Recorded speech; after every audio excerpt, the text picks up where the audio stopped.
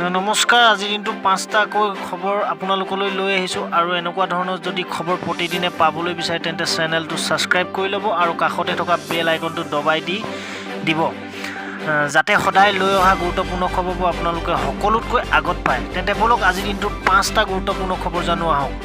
প্ৰথম খবৰটো হৈছে অটল অমৃত আয়ুষ্মান কাৰ্ডক লৈ মুখ্যমন্ত্ৰী হিমন্ত বিশ্ব শৰ্মাৰ বৃহৎ ঘোষণা আৰু তেখেতে অটল অমৃত বৃহৎ সন্দৰ্ভত মন্তব্য কৰি ক'লে যে পূৰ্বত যিসকল লোকে 2 লাখ টকাকৈ লাভ কৰিছিল এতিয়াৰ পৰা সেইসকল লোকে 5 লাখ টকাকৈ লাভ কৰিব। কিন্তু ইয়াত আছে এটা বৃহৎ কথা, সেই বিষয়ে এতিয়ালৈ আহিছোঁ সবিশেষ তথ্য।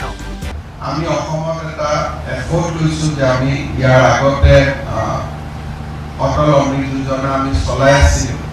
2টা ইঞ্চুৰেঞ্চ স্কিম চলোৱা দিগদাৰ হয় কাৰণে এইবাৰ অসমতো we want to transform our scheme to Pradhan Mantri Ayushman Bharat kind of thing, so that দুটা একেটা স্কিম হৈ যায় আৰু সকলোৱে 5 লাখ টকালৈকে ইউনিভাৰ্চেল হেল্থ কেয়াৰ এটা পাব পাৰে।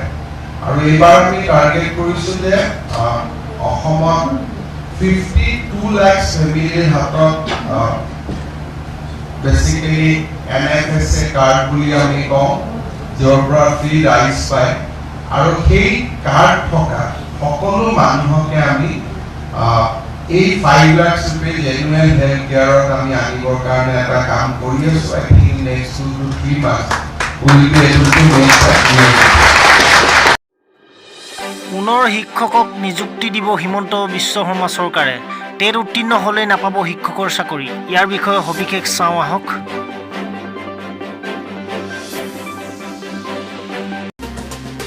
শিক্ষক নিযুক্তিৰ বাবে টেট দৰকাৰ, কিন্তু টেট হ'লে নিযুক্তি পাব এনেকুৱা কোনো কথা নাই। নতুন নিযুক্তি আকৌ হ'ব নেকি? নিশ্চিত হবে। নাই, আমিতো হায়াৰ ছেকেণ্ডেৰী উঠাই দিয়াৰ কথা কোৱা নাই। আমি কৈছোঁ নতুনকৈ 1000 হাইস্কুলক হায়াৰ ছেকেণ্ডেৰী স্কুললৈ উন্নীত কৰা। ইয়াৰে 215খন কৰা হ'ল খুব সোনকালে, আৰু আমি 885খন বিদ্যালয়ক আমি হায়াৰ ছেকেণ্ডেৰী স্কুললৈ উন্নীত কৰিম।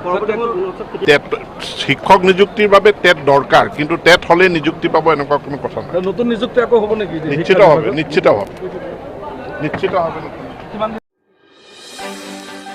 3 নম্বৰ বাতৰিটো হৈছে শিৱসাগৰত কমিউনিষ্ট পাৰ্টিৰ বৃহৎ সমদল বিজেপি দলৰ শাসকক তীব্ৰ সমালোচনা কমিউনিষ্ট পাৰ্টিৰ।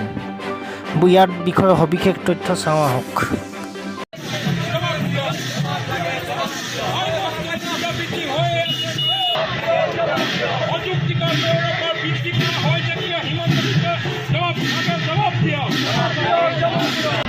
মূৰে মূৰে পাৰ্টি মহাসন্মিলন হয়। 3 বছৰৰ কথা পৰ্যালোচনা কৰোঁ আৰু নতুন পৰিস্থিতিত কি কৰিব লাগিব তাৰ ৰাজনৈতিক প্ৰস্তাৱ গ্ৰহণ কৰোঁ, আৰু তাৰ কাৰণে সংগঠনটো কেনেকৈ ঠিক কৰিব লাগিব তাৰ কাৰণে সাংগঠনিক ৰিপৰ্ট এটা কৰোঁ। আৰু সেই মৰ্মে আমি এবাৰ এবছৰ দেৰি হ'ল ক'ভিডৰ কাৰণে। আমি অক্টোবৰত 14 তাৰিখৰ পৰা 18 তাৰিখলৈকে বিজয়াত সমাবেত হ'ম, আৰু তাৰ প্ৰস্তুতিত আমি শিৱসাগৰত ৰাজ্যিক সন্মিলন কৰিছোঁ, 4ৰ্থ সন্মিলন। আৰু আমি এই সন্মিলনত অসমৰ পৰিস্থিতিত এই চৰকাৰৰ দিনত যি অসম বিৰোধী সিদ্ধান্ত চৰকাৰে গ্ৰহণ কৰিছে, আইনখন প্ৰযোজ্য কৰিব খুজিছে, NRC পাব্লিছ কৰাত বাধা দি আছে, এই গোটেই কথাবিলাক, আৰু অসমীয়া ভাষাৰ ওপৰত যিটো আক্ৰমণ, আমাৰ শিক্ষাৰ মাধ্যম মাতৃভাষাৰ জৰিয়তে পঢ়াৰ যিটো অধিকাৰ আমি আন্দোলন কৰি পাইছিলোঁ, সেই অধিকাৰটো পৰিকল্পিতভাৱে আমাৰ হাতৰ পৰা লৈ যোৱাৰ যিটো চক্ৰান্ত, এই চক্ৰান্তৰ বিৰুদ্ধে আমি এই সভাত আমি আলোচনা কৰিম।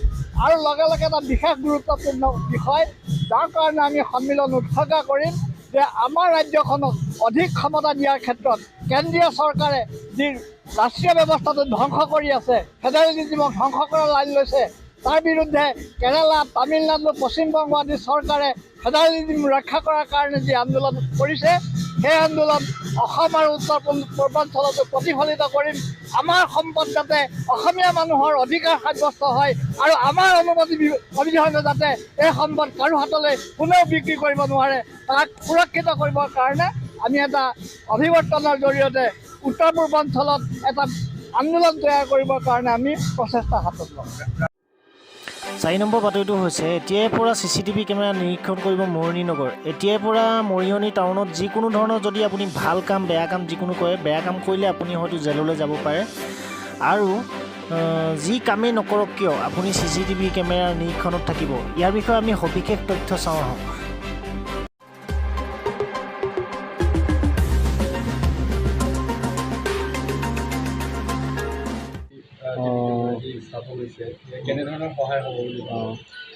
প্ৰথম মৰিয়নিত জইন কৰিয়ে মই মানে ইয়াত মৰিয়নিত মানে বিভিন্ন স্পেচিয়েলি বাইক চুৰি কাৰ্য সংঘটিত হোৱা বুলি মই গম পালোঁ। তাৰপিছত মই আমাৰ মৰিয়নিৰ যি মিউনিচিপালিটি বৰ্ডৰ সদস্যসকলৰ লগত মই কথাখিনি পাতিলোঁ। আমাৰ হায়াৰ অথৰিটিৰ লগত কথা পাতিলোঁ। তেওঁলোকে ক'লে যে পাৰিলে ইয়াতে CCTV ব্যৱস্থা কৰিলে খুব ভাল আছিল, আৰু সেইমৰ্মে মই তেওঁলোকক অনুৰোধ কৰিলোঁ। আজি ফাইনেলি মৰিয়নিত টাউনত ফাইনেলি 10টাকৈ CCTV ইনষ্টলেশ্যন কৰিলে, আৰু ইয়াৰ যিটো মনিটৰ আৰু অপাৰেটিঙৰ দায়িত্ব আমাৰ মৰিয়নি থানাক তেওঁলোকে চমজাই দিলে। গতিকে আশা কৰি ইয়াৰ দ্বাৰা মৰিয়নি টাউনখন আৰু অধিক সুৰক্ষিত হ'ব বুলি মই